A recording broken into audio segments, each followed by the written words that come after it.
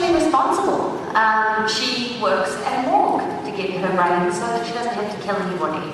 And I don't kill anybody either, so we're quite similar. I also think she is a very contradictory character. You know, she's vulnerable and sensitive and committed in her relationships, and at the same time she can be very fiery and sassy, and it depends what is provoked in her. And I feel like I can be the same. Malcolm, sort of the same question when we talk about Clive Babineau. How are you like him? How are you unlike him? Well, I think I'm like him in the sense that... You look just like him. Oh, thank you. I think we look alike. But I think the number one thing is, Clive believes in psychics, and I believe in psychics. I do. I really do. I had an experience years ago, and I think it was like Psychic Friends, and I called the number, and I was having a rough day, and I called the Psychic Friends hotline, and this lady, she said 3 things that really transpired like within 30 minutes. And I'm like, oh my gosh, I need. One of them was that I could be on the zombie show. And I tried to call her back, but that was the last time. But I think Clive, I believe in psychics. Clive believes in psychics, and I think what we don't have in common is I don't wear turtlenecks and Clive does. And in the interest of full disclosure, both you and Clive have immense turtleneck collection. Yes, I used to wear turtlenecks. When I was a little kid, my mom used to always have me in turtlenecks. It looked terrible. Raul, you often get to play some of the comic relief in iZombie. What is your background in comedy, and what is your background as an actor? None. Really? I back at home in London, I did a lot of theatre when I was younger, but iZombie is my first TV show, really.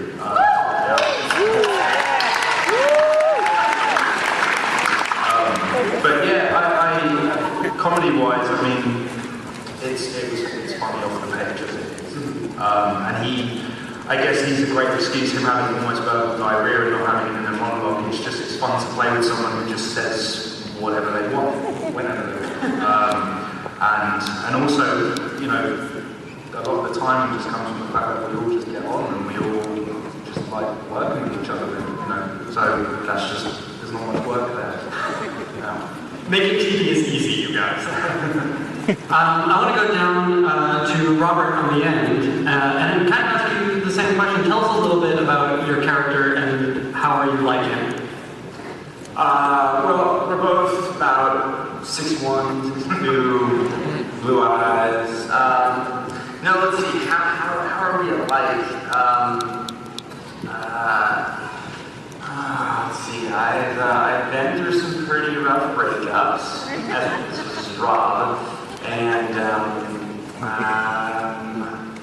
didn't cope with them as well as Major, though. We both like denim. That's a real tough question. You kind of got me stumped. You got it right. Correct answer. Anders, I want to ask you a sort of different question. We know you, of course, from Alias, from... I want to ask you, how is your character on iZombie similar to and different to characters you've played in the past? Well, he is the heavy. I'm not going to say it. He's the bad guy. He's the overarching villain. I've played him before, and I enjoyed playing them. And I don't know whether I thank or blame J.J. Abrams for that. I think I thank him more than blame. I've been instructed from Rob and Diane to chew as much scenery as possible with this guy. So I hope I do that. He looks a bit like Johnny Rotten, or Johnny Rotting, if you will. Or Wolf, you probably want to there's a lot of similarities and a lot of differences between characters I've played in the past and this one, but he's a lot of fun to play. Blank the Peters. Yeah, let me ask all of you guys, and whoever wants to answer can jump in, including Rob and Diane. What are the specific thrills to writing this show or performing in this show? How is it different from shows in the past or things you've done in the past? Also, what are the specific challenges to this show? A fun thing for me, as a writer, most of what I've done has been quippy people in rooms. It's been, we try to write fun, fast, funny dialogue. This is the first time in my career that, I'm getting to deal with visual effects and violence and blood and action. And it's new to me. It was interesting to try to direct this, something I'd never done before. And then the other thing that makes the show a lot of fun is just the device of getting to put Liv in a new brain each week. And we have so much fun in the writer's room just kind of riffing on what would be fun to make Rose play this week in iZombie. I was about to say, you stole the words out of my mouth. That's my challenge, is each week.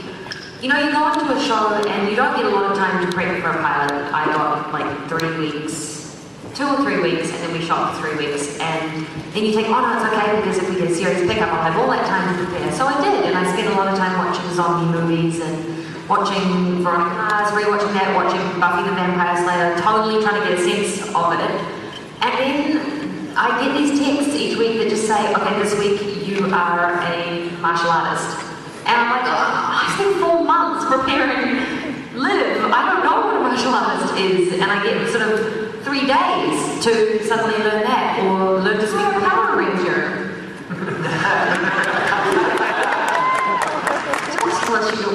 The yellow one is my favorite. There was a yellow Power Ranger here today. I was very impressed.